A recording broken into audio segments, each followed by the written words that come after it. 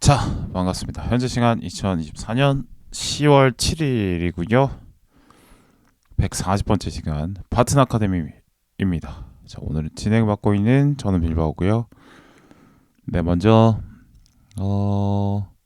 가을이 깊어가고 있는데 여행을 가려고 열심히 생각 중입니다. 근데 생각보다 시간을 많이 못 비울 것 같아서 여행 계획을 좀 축소를 해볼까 생각 중이에요. 네, 제가 저 오토바이를 새로 샀는데 그래가지고 이제 여행 가려고 새로 샀거든요. 생각보다 시간이 별로 없네. 그래가지고 어떻게 될지 모르겠습니다. 이제 전국 일주를 한번 했었는데 안 가본 지역이 좀 있어서 뭐 충북이랄지 아니면 뭐 전북 안쪽, 그러니까 네, 뭐 무주나 뭐 요런데 아니면 경북 북부나 뭐 요런데 좀 많이 못 가봐서 뭐 강원도 북부랄지 요런데 못 가본 데가 좀 있어요. 그래서 좀 가볼까 생각하고 있는데 말이죠. 이거를 한꺼번에 다 갈지는 못할 것 같고 쪼개가지고 나눠서 가야 되나 이런 생각 좀 하고 있습니다. 왜냐면 이제 가을이 깊어지면은 이제 단풍도 곧 시작이 될 거고 또 그러니까 가을이 참 좋은 게 추수철에 가면은 이제 황금 들판을 볼 수 있어서 좋고 단풍철에 가면은 단풍을 볼 수 있어 좋고요. 그리고 단풍을 이 끝나고 나서부터 이제 추워지기 때문에 사실상 비수기로 들어가는데 사실상 뭐 앞으로 한 달 정도 남아 있다고 볼 수 있을 것 같아요. 그래서 어째로 좀 짠해가지고 많이 돌아다닐 생각입니다. 제가 뭐 살아보니까 날씨 좋을 때 날씨를 즐기지 못하는 것만큼 인생에서 손해 보는 게 없다라고 생각이 듭니다. 뭐 아무리 뭐 중요한 일이 있더라도 잠시 미루고 좀 다녀올 수 있는 여유가 필요하지 않나 싶거잉. 그래, 뭐 개소리가 좀 길었고요. 자, 댓글 후원 먼저 하겠습니다. 아마 마션 편부터 하면 될 것 같은데 자, 마션 편에 브리즈님이 2,000원 감사합니다. 후원 고맙습니다. 그리고 이제 만원 후원 남기시면서 그 좋은 어른 특집에 또 댓글 남기셨는데 뭐 추석 잘 보내셨냐, 뭐 100분의 1, 1000분의 1이라도 김장 어른 같은 사람이 되고 싶다, 그래서 흉내를 내보았다 라면서 후원하셨는데, 아이고 뭐 저한테 후원하는 게 이제 사회 공헌 활동 아니니까, 네, 뭐 김장 어르신 따라 하시려면 뭐 다른 어떤 기부를 하시는 게 맞긴 하지만 저에게 너무 감사하고요. 네, 잘 한번 써보도록 하고 고맙습니다. 그리고 유쾌한 할아버지가 되고 싶다라고 제가 말씀드렸는데, 그래요, 그 꿈을 위해서 또 하루하루 또 열심히 살아야겠죠. 자, 그리고 그다 좋은 어른 특집에 또 댓글이 I'm fine thanks 님이니까, 파이님이 이제 음이탈이 유독 많은 방송이었다라고 하셨는데, 음이탈이 좀 나는 편입니다. 아무런 그런 이유 없이. 뭐 발성에 문제가 있는지 모르겠지만 어릴 때도 제가 반장을 할 때가 있었는데 차렷 경례 할 때 바로 차렷할 때 삑사리가 나는 경우가 종종 있었어요. 뭐 한 달에 한 번 정도. 하여튼 모르겠습니다. 변성기는 뭐 그래요. 뭐 변성기, 네, 목소리가 많이 굵어졌죠. 어릴 때 비교하면. 제가 어릴 때 약간 그 어릴 때 초등학교 고학년까지만 해도 네버엔딩 스토리 그 다 올라갔는데 고음이, 근데 그 중학생 이후로는 이제 고음이 잘 되지 않습니다. 그래요. 그때가 좀 그립네요. 네버엔딩 스토리를 제가 저기 충북 영동에 계신 우리 이모님 댁에서 외갓집 식구들이 한번 모였는데, 거기 노래방 식구들 모여서 노래방 갔는데 거기서 이제 네버엔딩 스토리 불러버려가지고 네, 또 화제가 된 적이 있습니다. 그래, 변성기 하니까 또 그 생각이 나네요. 시절대 겸소리였고요. 자, 큐레이븐 1편에 브리즈님 2,000원 감사합니다. 베테랑 1부 2부에도 감사합니다. 봄날은 간다 편에도 감사합니다. 브리즈님 만세 고맙습니다. 자, 그리고 뭐 제가 청취자 저기 분석 같은 거 보면은 뭐 팟빵도 그렇고 뭐 스포티파이도 그렇고 상당히 해외에서도 많이 들으시더라고요. 일단 뭐 해외에서 많이 들으시는 분은 뭐 미국, 일본 이런 쪽은 뭐 워낙 많이 있으니까 많이 들으시는 거는 당연한데, 뭐 영국, 호주, 캐나다 뭐 역시도 교민이 많이 계신 곳이죠. 그러니까 제가 좀 놀라는 거는 여기서도 이 소소한 방송을 들어주시는 분이 있네 싶은 나라가 뭐 인도, 뭐 아르헨티나, 뭐 아프리카 어디, 뭐 이집트, 막 남아공, 뭐 동유럽 어디 뭐 이렇게 뜨는 경우도 있어요. 물론 거의 1% 미만이긴 하지만 어쨌든 그 곳곳에서 방송을 들어주셔서 감사하고요. 뭐 신기하다 이런 생각을 하고 있습니다. 네, 고맙습니다. 뭐 미국에서 꾸준히 들어주시는 분들이 계신 것 같긴 해요. 하여튼 뭐 이게 정확하게 분석에는 아이디가 안 나오기 때문에 누가 누구다라고 알 수는 없지만 어쨌든 그런 부분이 있지 않나 싶습니다. 하여튼 감사합니다. 해외에서 들어주시는 분들도. 자, 이렇게 댓글 소개했고요.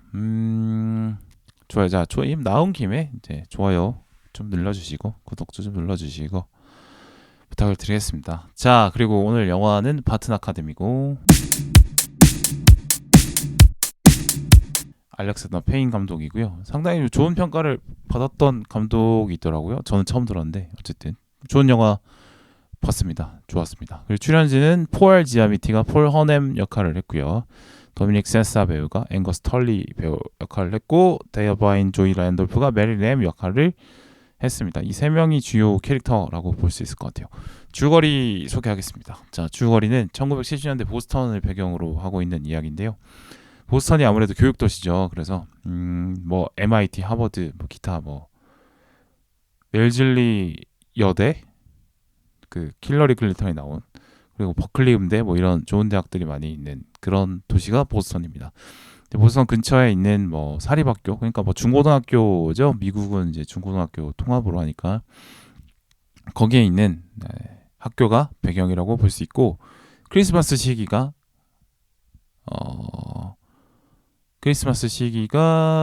그겁니다. 네, 배경입니다. 그러니까 뭐 해리포터 보시면은 크리스마스 방학에 대한 에피소드가 꼭 나오잖아요. 그죠? 여름 방학이 되게 길고 거기는 그죠? 새 학기가 뭐 새 학년이 9월에 시작하고 그러니까 그리고 겨울 방학이 짧거나 그 겨울 방학이 이렇게 크리스마스 방학으로 대체되는 이런 걸로 제가 알고 있는데 그래요. 하여튼 크리스마스 방학 시즌에 벌어지는 이야기입니다. 2주 동안 펼쳐지는 이야기입니다.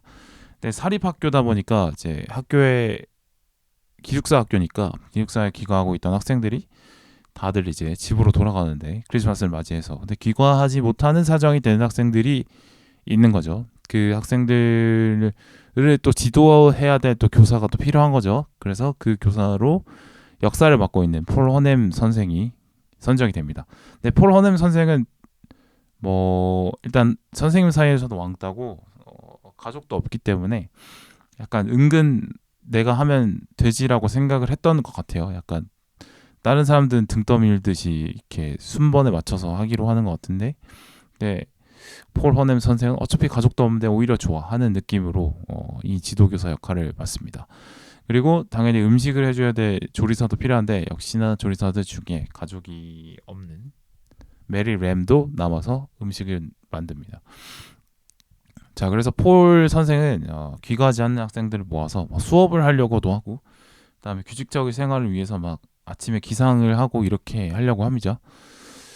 그러다가 뭐 앵거스를 제외한 나머지 학생들은 집으로 가게 되고 나머지 셋만 이제 크리스마스까지 보내게 되는데 뭐 교직원 동료인 크레인 선생의 크리스마스 파티에도 셋이서 다녀오고 네, 그 다음 날에는 보스턴 외출까지 나가는데 사실은 뭐 보스턴 외출은 하면 안 되는데 뭐 근처 도시까지만 나가야 되는데 보스턴이라는 대도시까지 나가기도 합니다. 메리는 보스턴에 살고 있는 여동생 집으로 가게 되고 앵거스와 폴 둘이서 보스턴을 곳곳을 막 떠돌고 이럽니다.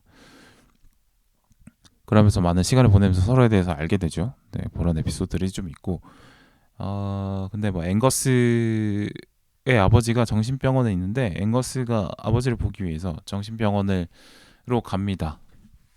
폴과 함께. 근데 거기 가서 이제 앵거스의 아버지의 상태를 알게 되고 폴도 앵거스를 좀 더 이해하게 되죠.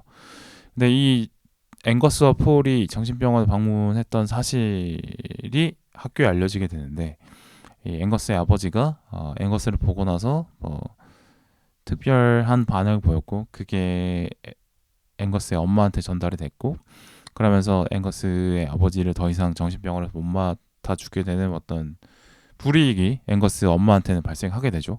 그것 때문에 항의 방문자 학교를 찾아오게 됩니다. 그러다가 이제 추궁을 하게 되죠. 왜 이 허락된 지역 바깥까지 앵거스를 데리고 나갔냐 라고 추궁을 하게 됩니다. 근데 이제 폴이 앵거스를 감싸기 위해서 내가 데리고 나갔다. 뭐 크리스마스인데 아버지를 볼 수 있게 해주는 거 아니냐.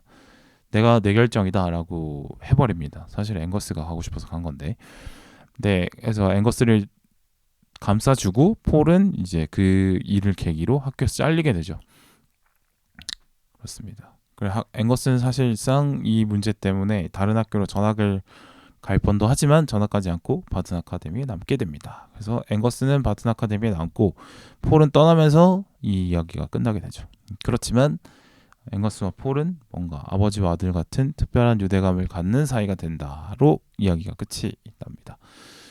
자, 뭐 저는 어떻게 봤냐면 후손하게 보기 좋은 작품인 것 같았어요. 그러니까 두 사람이 투닥되면서 하나가 되는 작품들 너무 많죠. 이게 뭐 로맨스에서도 통용이 되는 얘기고 뭐 버디무비에서도 통용이 되는 이야기인데 특히나 뭐 많은 비슷한 영화들이 생각이 났어요. 제가 제일 먼저 떠오르는 건 그린북이었는데 전혀 친해질 것 같지 않은 이 두 사람이 우여곡절을 겪으면서 절친한 사이가 된다 이런 거죠. 뭐 그래서 그린북과 비슷한 점이 많아서 생각이 났고 그리고 또 하나 미국이 확실히 다양성을 어떻게 다스릴 것인가 다양성을 존중하면서도 공동체 의식을 좀 배양할 필요가 있는데 그걸 영화가 도와주는 측면이 있구나를 한번 또 생각하게 됐습니다.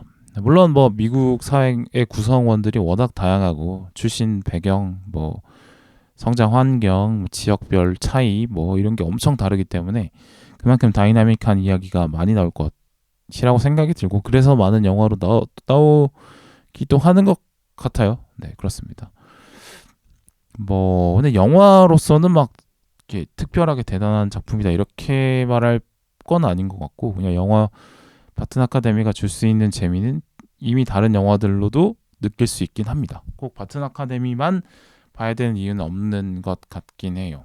네, 근데 이 바튼 아카데미가 던지는 주제는 이제 신선했기 때문에 그것에 대해서 생각해 볼 부분이 있지 않나 이런 생각이 듭니다. 그래서 그에 대한 얘기는 뒤쪽에 풀기로 하고요. 자, 첫 번째로 각 인물에 대해서 한번 분석을 제가 해봤는데 주인공인 펄 허넴 교사죠. 폴 허넴을 보면서 그런 생각을 했어요. 그러니까 한 성인이 사회를 살아가기 위해서는 자신의 직업이 일단 필요하고 또 그러면서도 어떤 가족의 구성원으로서 또 자신이 또 필요하잖아요. 그래서 직업인으로서의 자신과 가족의 일원으로서의 자신이 필요한데 이제 폴 허넴 같은 경우는 직업인으로서의 자신은 잘 남아 있는 사람인 것 같아요.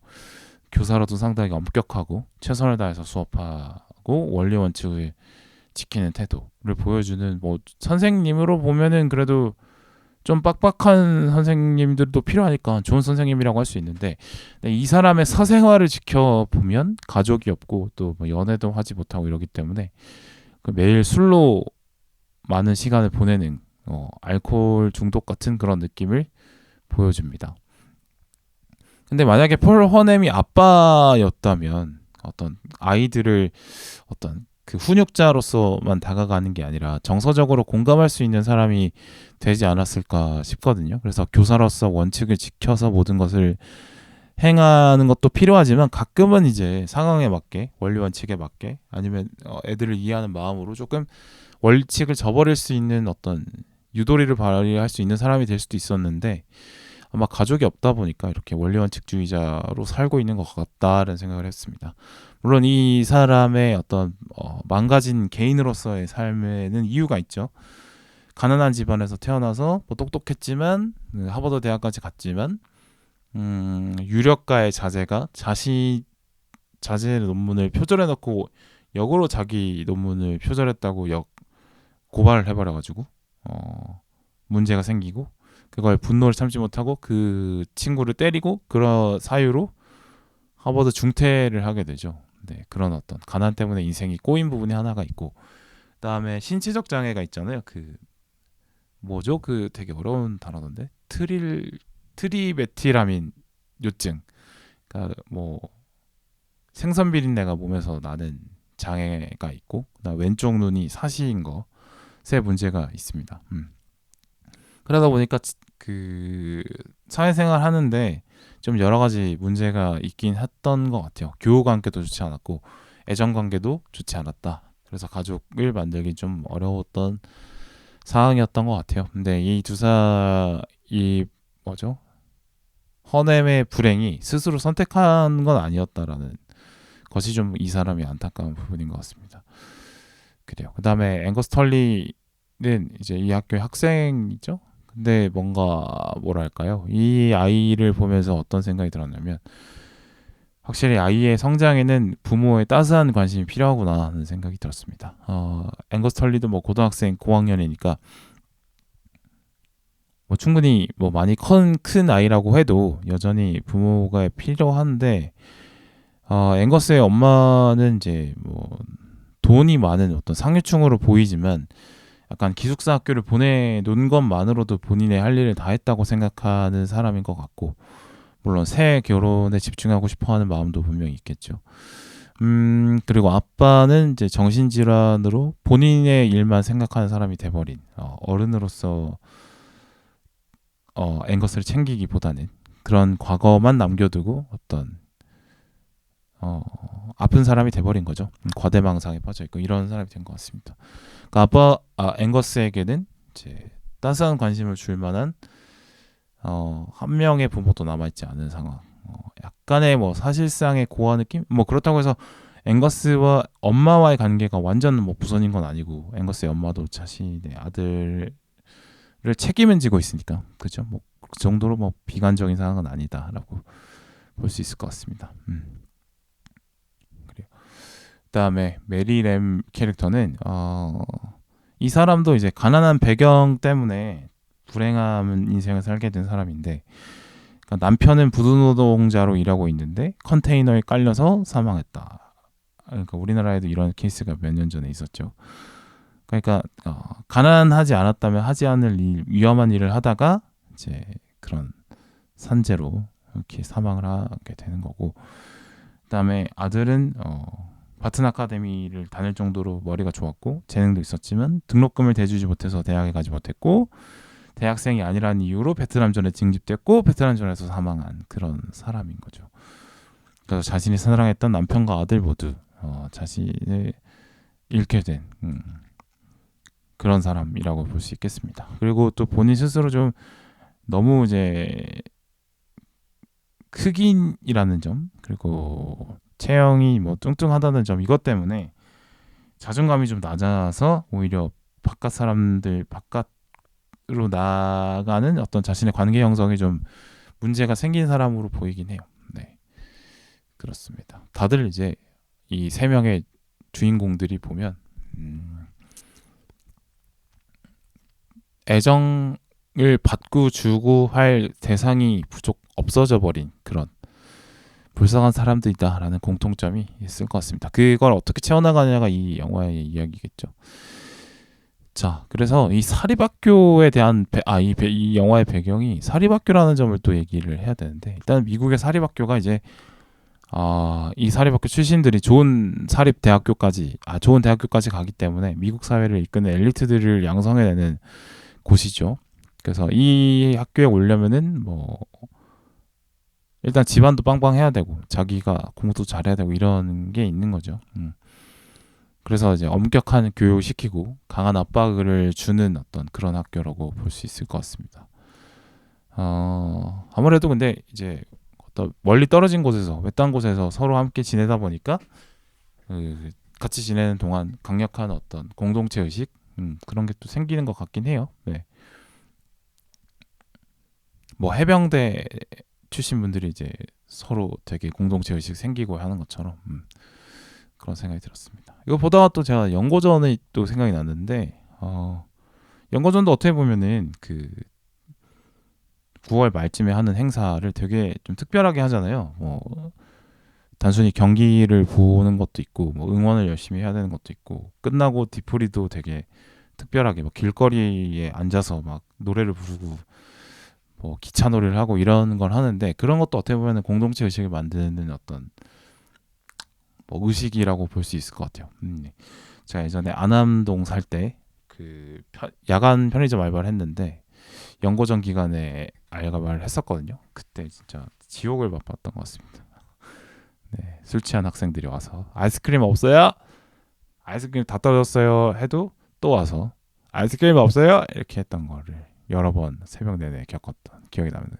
어쨌든 사립학교라는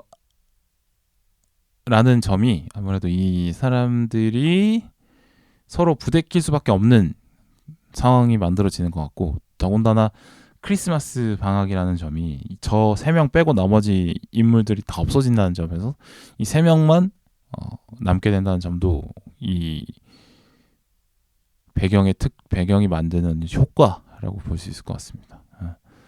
그래서 정말 공통점이 없어 보이는 이 세 사람이 유대감을 형성하기에 좋은 환경이 만들어지는 것은 사립학교라는 점이기 때문인 것 같다. 생각이 듭니다. 또 이 사립학교가 동시에 또 이 사람들이 결핍을 느낄 만한 어떤 땔감들을 제공을 해요. 그러니까 사립학교에 다니는 사람들, 학생들뿐만 아니라 선생님들도 대부분 환경이 좋지 않겠습니까? 좋은 집안, 좋은 재능, 안정적인 환경, 이런 성공이 보장되어 있는 미래, 이런 걸 갖고 있는 사람들이 주로 있는 거죠. 근데 폴은 집안의 도움을 못 받은 사람이고 다른 교사들과는 다르게 또 불운이 겹치면서 자기 하버드 대학 동문들에 비해서 성공하지 못했죠. 그다음에 앵거스는 친구들이 전부 다 안정적인 가정 환경을 갖고 있고 어디 연휴에 놀러 가고 이 정도로 부유한 집안을 갖고 있는데 앵거스는 돈은 사립학교 보낼 정도로 엄마가 돈을 있을진 모르나 안정적인 가정 환경이 아니기 때문에 외로움을 많이 느끼고 있는 상태라고 볼 수 있고요.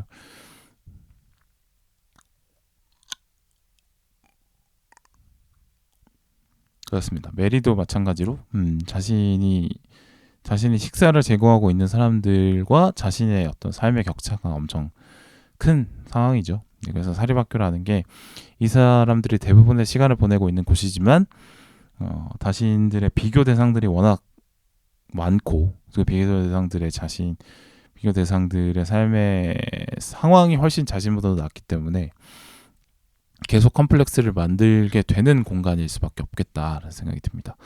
근데 역설적으로 근데 이 앵거스는 사실 크리스마스 방학이라서 나가서 놀고 싶어 하지만 나머지 두 어른은 사실 이 고립된 사립학교라는 점이 오히려 땡큐죠. 그러니까 안 그래도 가족도 없고 내세울 것도 없고 좀 부끄러워서 누구 만나기도 싫은데 이 사립학교 안에 있으면 누굴 만날 일도 없고 더구나 크리스마스 기간에는 그래서 오히려 또 숨어들 만한 공간으로도 맞는 것 같아요. 오히려 앵거스가 크리스마스 특별 그 지도교사를 맡는데 특별히 거부감이 없는 걸 봤을 때는 은근히 이걸 즐기고 있다, 숨어들고 싶어 한다라는 걸 또 볼 수 있긴 합니다.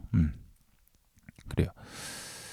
그 어떤 게 보면은 이제 이 앵거스는 사실 이 사립학교를 감옥처럼 느낄 수도 있고 하지만 폴도 어떻게 보면은 이제 이 학교를 떠나지 못하는 갈 곳도 없는 이런 곳이라서 좀 감옥처럼 둘 다 느낄 수 있다라고 생각하는데 어떻게 보면은 이제 이 사립학교가 이 두 사람의 요람이 될 수도 있겠다는 생각이 드는 게 폴은 바튼 아카데미 출신이고 하버드 갔지만 이제 불미스러운 중퇴를 했다라고 아까 말씀드렸잖아요. 그럼에도 중퇴인데도 교수가 될 수 있었다는 거는 어떤 그런 하버드라는 학벌이 지켜주는 게 또 있어서 그리고 이제 이 추천으로 교사가 임명될 수 있는 어떤 사립학교의 특성도 있어서 단순히 폴에게 있어서 바튼 아카데미가 많은 상처를 주기도 하지만 또 자신을 지켜주는 틀이기도 한 것 같고 앵거스 역시도 만약에 기숙사 학교가 아니라면 바튼 아카데미가 갈 곳이 없는 아이가 되잖아요. 그죠? 근데 바튼 아카데미가 기숙사 학교라는 점 때문에 그래도 밥은 먹고 잠은 잘 때가 있는 그 한겨울에 그래도 어떻게 보면은 다행이다. 그리고 그 앵거스를 대신 챙겨주는 선생님들도 있긴 하니까 나쁘지는 않은 것 같다라는 생각이 들기도 했어요. 그래요. 사회학교라는 공간에 대해서 한번 생각을 해봐야 이 인물들에 대한 이해도도 높아지고 이야기에 대한 이야기도 높아진다는 생각이 들어서 한번 짚어봤고요. 자, 그다음에 대한가족이라는 게 확실히 이 영화를 꿰뚫는 키워드죠. 뭐 그린북 같은 경우는 이제 인종과 계급을 넘어선 어떤 우정 같은 걸 얘기했다면 이거 바튼 아카데미의 메시지는 대한가족인 것 같은데 역시나 미국 사회에서 중요한 게 통합 혹은 결합인 것 같아요. 이 컨텐츠에서 물론 뭐 이런 극적인 결합의 사례들이 많이 보이니까 또 이런 컨텐츠에 많이 나오는 걸 수도 있겠다라고 생각이 들긴 합니다. 워낙 개성이 다양하고 단순 개인이 다 다른 것도 있겠지만 이 개인의 출신 배경도 다 다르잖아요. 그래서 뭐 아버지가 뭐 이탈리아 사람도 있고 아일랜드 사람도 있고 뭐 한국 사람도 있고 뭐 중국 사람도 있고 뭐 전통적인 앵글로 잭슨 집안도 있고 뭐 엄청 뭐 다 다르니까 종교도 다 다르고 뭐 그러니까 엄청 그러니까 한국 사회와 다양성을 비교할 수가 없죠. 네. 그래서 뭔가 이제 기본적으로 다른 사람은 나와 많은 다른 점이 많겠거니 하면서 그런 존중을 하고 자신의 기준으로 함부로 평가하지 않으려는 어떤 기본적인 자세가 좀 있는 것 같고 근데 한국 사회는 사실 그렇게 출신이 이렇게 다양하진 않잖아요. 미국에 비교하면 물론 한국 사회도 점점 다양하게 생기지만 그래서 그런지 뭐 남들도 나와 비슷하겠지라고 생각하는 그 생각이 쉽게 생겨서 획일화를 쉽게 해버리는 것 같아요. 그래서 타인을 쉽게 자신의 기준으로 평가하고 그게 뭐 많이들 안 틀리기도 하고 왜냐면 다른 사람도 나랑 비슷하니까 그죠. 근데 이제 오히려 이제 그러니까 미국 사회는 워낙 다양성이 높다 보니까 다양성 뒤에 숨은 공통점을 찾는 데 좀 집중을 해야 된다면 한국 사회는 오히려 공통점 뒤에 숨어 있는 어떤 개성을 좀 존중하는 어떤 그런 배려할 줄 아는 그런 시선을 또 배워야 되는 사회인 것 같습니다. 그러니까 그런 게 어디서 볼 수 있냐면 나의 해방일지나 나의 아저씨 같은 거 보면은 뭐 거기서 이제 사회생활하면서 서로를 비교하고 그 모습 때문에 자존감이 깎이고 정체성이 무너지고 이런 것 때문에 상처받는 사람들을 위로하는 어떤 드라마들이잖아요. 그래서 그런 차이가 좀 있지 않나 싶고요. 그렇습니다. 하여튼간 뭐 미국은 이런 메시지를 차별을 극복하고 뭐 서로 간에 벽을 허물고 하나가 되는 이야기들이 꽤 많이 있더라. 그래서 그 얘기를 하고 싶었고요. 자,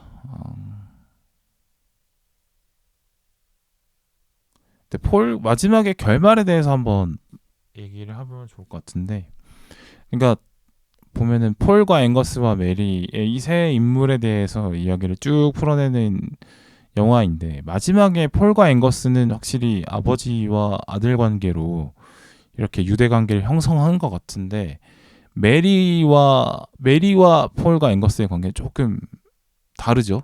그러니까 완벽한 결합은 아니었던 것 같아요. 일단 폴과 앵거스를 보면은 이 두 사람은 사제지간으로 만나잖아요. 그러니까 학교에서 만난 사람들이니까. 근데 학기가 끝나고 학기 사이 방학 기간에 두 사람이 벌어진 일들이 있기 때문에 사실상 이 둘은 그냥 일상을 같이 하는 사이가 된 거죠. 2주 동안은. 실제로 그러면서 뭔가 유대 관계가 생겼고 서로가 서로에 대해서 더 많이 알게 됐다라는 거죠.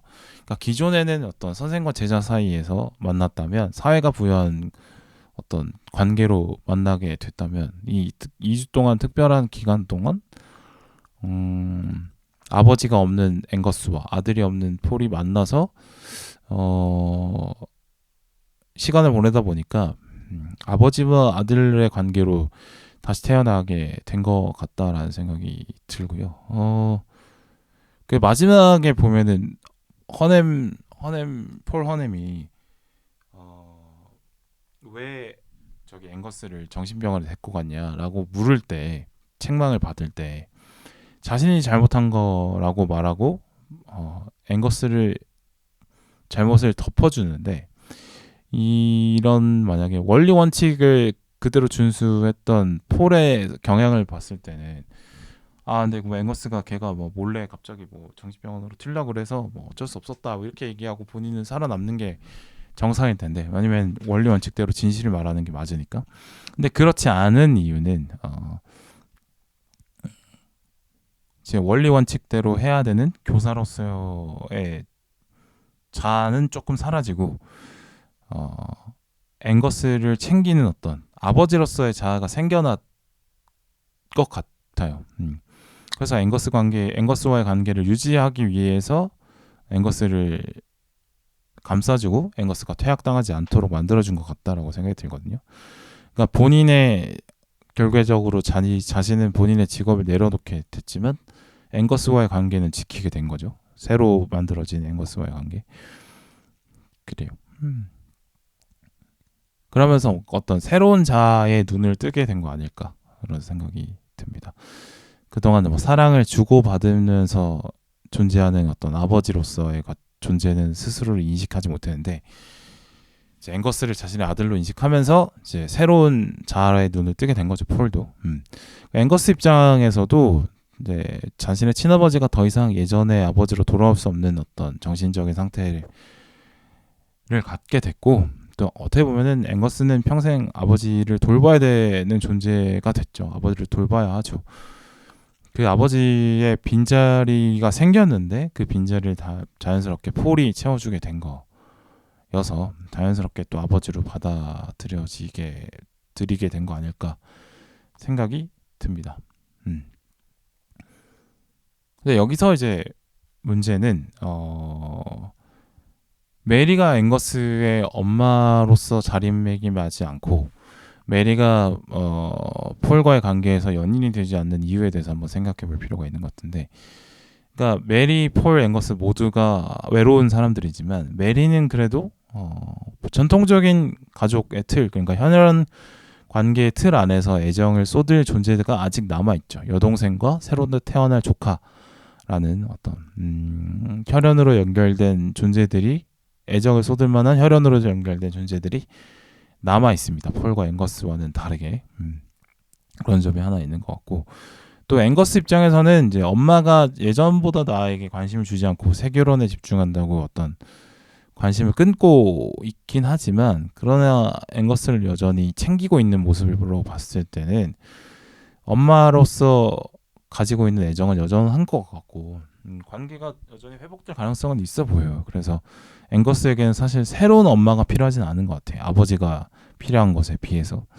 그래서 아마 이렇게 설정된 거 아닐까 싶고, 또 이제 그러면 폴과 메리가 서로 이성적인 감정을 느껴야지 뭐 이 세 명이 어떤 새로운 가족으로 태어났다라고 볼 수 있을 것 같은데, 메리와 폴 같은 경우는 일단 폴이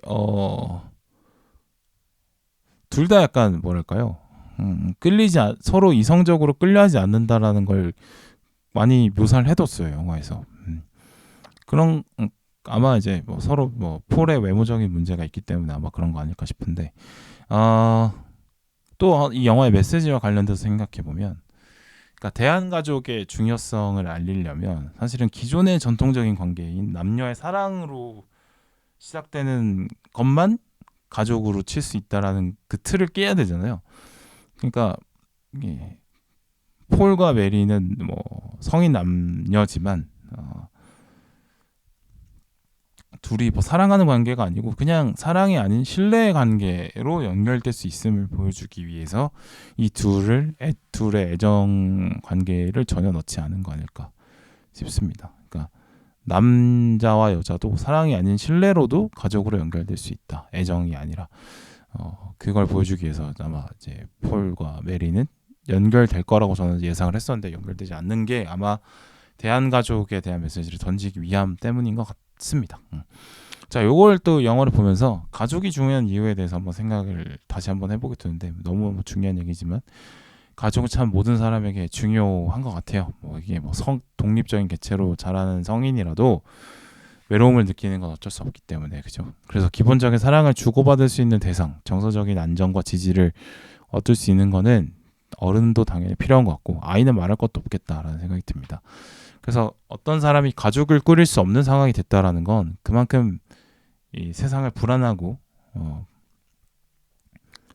불안하게 살아가야 된다라는 점이잖아요. 그래서 자신이 뭐 귀책 사유가 없는데 가족을 꾸리지 못하는 상황이 된 사람들이 가족을 꾸리지 못한다면 어떻게 보면 심각한 차별을 가지게 되는 것 아닐까 싶습니다. 뭐 메리가 가족이 사라진 거는 사고 때문이지 메리의 잘못이 아니고 앵거스가 가족이 무너진 것도 앵거스의 잘못이 아니죠. 폴도 마찬가지로 어떤 몸에서 냄새 나가고 눈이 사시고 이러면 이성적으로 매력을 어필하기 힘들었고 그래서 사랑이 만들어진 이것 때문에 가족을 만들기 어려웠던 건데 그러니까 이들이 가족의 상태가 붕괴된 건 사실 이들만의 잘못은 아니죠.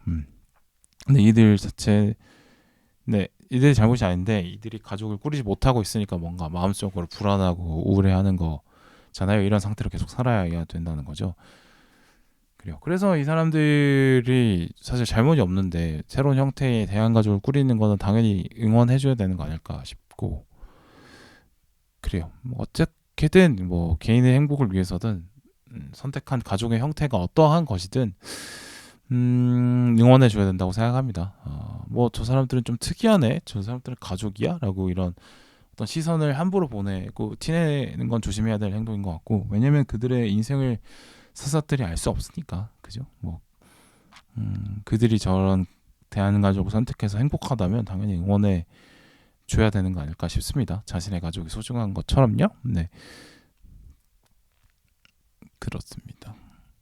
네, 이런 어떤 새로운 가족의 형태가 점점 많이 탄생을 할 것 같다라고 저도 생각이 드는 게 일단 혈연으로 엮이는 가족은 점점 해체로 가고 있다는 게 좀 수순인 것 같아요. 그러니까 예전에 농촌 사회 때는 대가족으로 이뤄서 뭐 3대가 같이 살고 그죠? 삼촌 고모랑도 같이 살고 이런 경우들이 많이 있는 거죠. 그러다가 이제 산업화 시대에는 각자 도시로 흩어지니까 농촌에서 나와서 각자 도시로 흩어져서 노동자로 살게 되니까 핵가족이 됐죠. 그래서 부모와 자식만 남아있는 형태. 이제는 그것조차도 안 하고 1인 가구로 사는 경우들이 너무 많아지고 있죠. 그래서 뭐 어떻게 보면은 뭐 이게 왜 그렇게 됐을까 하면은 뭐 여러 가지 뭐 이유가 있겠습니다만 가족을 뭐 대체하지 못해도 뭐 가족의 기능을 대체할 것들이 많이 나와서 그런 것 같아요. 그러니까 시간을 보낼 것들이 너무 많이 나와서 그러니까 사람이 뭐 생계를 위해서 일을 하는데 일하는 시간 빼고 나머지 시간을 어떻게 보낼까? 를 예전에는 가족과 했다면 지금은 뭐 가족 말고도 뭐 취미 커뮤니티도 있고 뭐 OTT 서비스를 보면서 시간을 보낼 수도 있고 꼭 이제 옆에 사람이 없어도 시간을 보내고 무언가를 할 수 있는 시간이 많기 때문에 할 수 있는 기회가 많기 때문에 점점 이제 가족의 구성원 숫자가 계속 줄어드는 것 같다라는 생각이 들고요. 이렇게 혈연 관계로 가족이 묶여가는 것이 사실은 이제 점점 옛날의 모습이 되어가는 것 같긴 해요. 그러니까 뭐 농촌 사회에서야 사실은 뭐 소수의 사람들만 접촉하면서 평생 그 동네에서 뿌리를 내리고 살잖아요, 그죠? 그래서 뭐 친구의 역할도 가족이 하고 가족의 역할은 당연히 가족이 하고 뭐 또 동료의 역할도 가족이 하고 이런 것들이었는데 그러니까 인간관계가 그렇게 분화되지 않았죠. 근데 지금은 계속 분화가 되다 보니까 뭐 이렇게 다양한 형태의 인간관계가 생겨나는 것 같고 심지어 가족조차도 대체가 되어가는 게 과정인 것 같다라는 생각이 들고요. 그렇습니다. 그럼에도 혈연으로 만들어지는 가족의 형태가 기본이 되는 거는 뭐 달라지지 않을 것 같아요. 두 남녀가 만나서 사랑으로 만나서 아이를 낳고 기르는 형태의 어떤 전통적인 가족의 형태는 그래도 계속 유지가 되고 그게 다수일 것 같은 건 뭐 당연한 게 뭐 사랑하는 사람과 아이를 낳는 건 본능에 새겨진 거니까 그죠? 이렇게 크게 달라질 것 같다.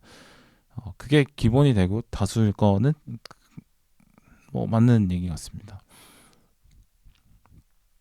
네, 혈연이 아니라고 해도 그래도 가족을 만든 권리가 누구에게 다 있으니까 그걸 또 인정해야 되는 게 이제 시대의 흐름이다라고 생각이 들고요. 당연히 이거를 인정하지 않으면, 그렇다면 가족을 만들지 못해서 혼자 외로이 그 고독을 버텨야 되는 사람들이 늘어난다면, 그래서 불행한 사람들이 늘어난다면 그 사회 역시나 행복하지 못하고 불행한 사회가 될 수밖에 없겠다는 생각이 듭니다. 저는 프랙탈 구조를 상당히 좀 좋아하는데, 가장 기본이 되는 단위와 그 기본이 되는 단위가 쌓여 있는 모습이 닮는다라는 모습이라는 거죠. 물론 이 개인과 사회 관계가 꼭 프랙탈 구조에 놓여 있다라는 건 아니지만, 개인의 행복과 사회 전체의 행복은 사실 주고받는 게 있잖아요, 그죠? 개개인이 불행한데 행복한 사회라고 말할 수 없고, 사회가 정상적으로 돌아가지 않는데 개인이 행복할 수 없는 것처럼, 어떤 뭐 프랙탈 구조로서 이렇게 단순하게 표현할 수 없지만 개인과 사회는 분명히 영향을 주고 받는데, 폴과 앵거스 같은 대한가족을 인정해주지 않는다면 점점 불행한 사람이 많아지고 불행한 사회가 될 것이다. 그래서 이것 역시나 분명히 사회적인 손실일 수밖에 없어요. 만약에 폴과 앵거스가 가족이 되지 않았다면 폴은 외로움을 계속 술로 달래면서 고독사할 가능성이 있어 보이고, 앵거스는 이제 비뚤어진 시선으로 세상을 바라보는 청년이 또 될 수도 있잖아요. 마약이나 범죄에 빠질 수도 있는 것이고. 그렇습니다. 이 둘이 가족으로 묶였기 때문에 더 행복한 개인이 될 수 있고, 또 사회에도 도움이 되는 부분이 아닐까 싶고요. 그렇습니다. 어떠한 삶의 형태든 존중을 할 수 있어야 되고, 뭐 타인의 자유를 피해주지 않는다면 그 선에서 무조건 존중해야 되는 것 같다라는 생각을 하게 됩니다. 어떤 특정 삶의 형태를 정답으로 규정하는 어떤 관습, 어떤 머릿속의 의식 같은 것들이 대한민국 사회는 워낙 좀 센 곳이니까 뭐 그러는 것 같은데, 이런 거에 있어서 항상 조심해야 된다는 어떤 교훈을 영화를 보면서 얻었던 것 같아요. 네.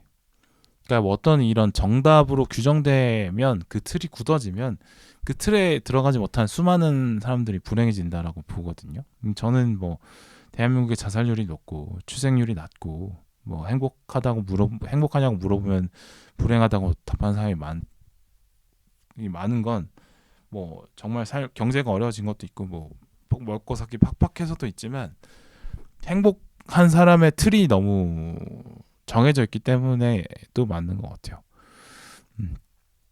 어떤 삶이 행복한지는 그 사람이 정하는 건데, 어떤 삶이 행복한지를 타인의 시선에 의존하고 있기 때문에 불행한 사람이 많다라고 저는 생각이 들거든요. 여전히 이제 우리나라 사람들의 삶의 가치관이나 삶의 양태는 많이 다른데, 천차만별인데 그 인식 자체는 여전히 좀 획일적이라는 게 문제라는 생각이 듭니다. 네. 그래요.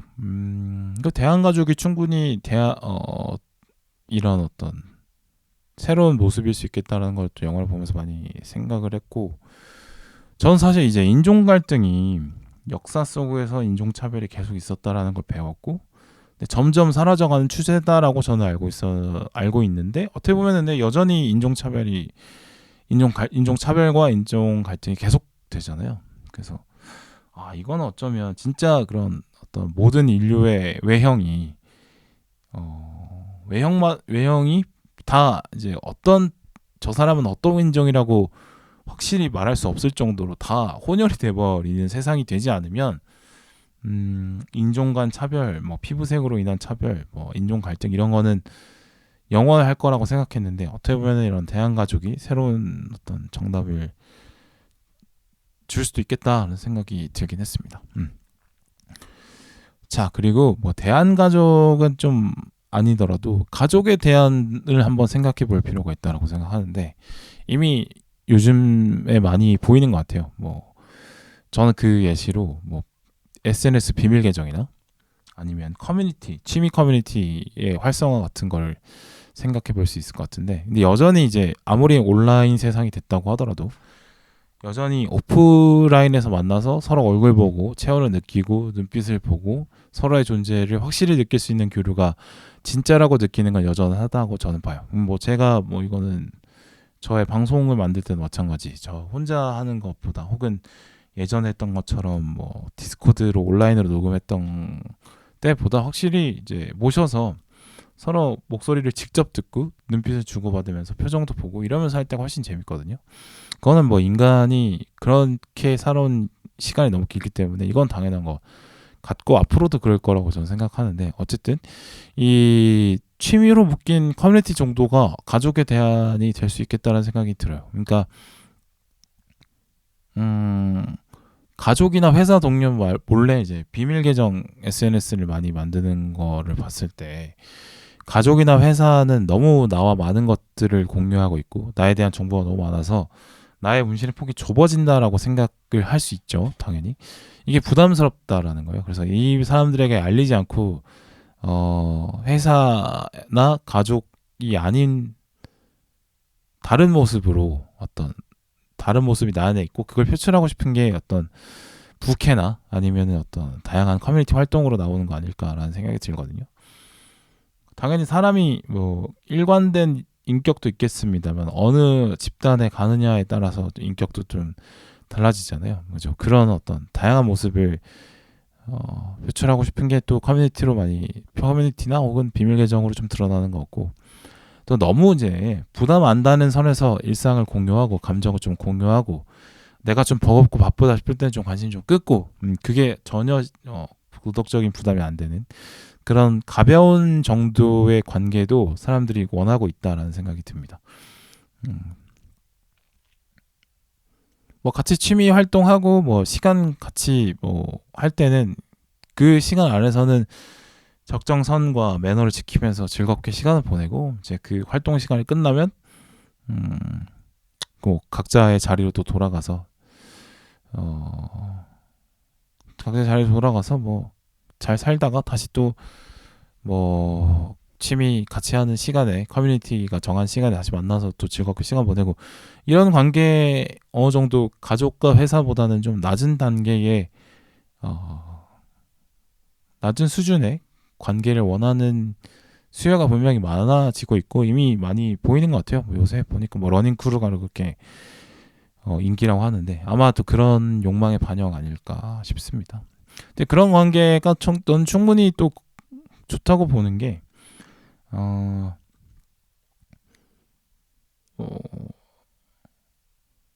그러니까 너무 이제 혼자만의 시간만 많아지고 고독하게 지내는 것보다는 그래도 뭐 가끔 만나서 사람 만나서 이제 교류하고 아니면 기존 관계와는 다른 어떤 엮임 없이 신선하게 적정 거리를 유지하면서 만나는 그런, 어떻게 보면은 기존적인 인간관계보다는 얕아 보이는 그런 관계들이 오히려 뭐 충분히 에너지만 주고받을 수 있는 좋은 관계가 될 수도 있겠다는 생각이 들어요.